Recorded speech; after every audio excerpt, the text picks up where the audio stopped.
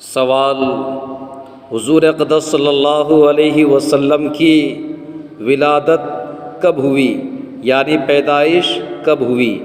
जवाब, आप सल्लल्लाहु अलैहि वसल्लम की विलादत पैदाइश 9 या 12 रबीउल अव्वल मुताबिक 22 अप्रैल सन 571 ईस्वी बरोज़ पीर बवक्ते सुबह हुई। सवाल, हुज़ूर अक़दस सल्लल्लाहु अलैहि वसल्लम का क्या नाम है? जवाब, हुज़ूर अक़दस सल्लल्लाहु अलैहि वसल्लम का नाम अहमद और मुहम्मद है।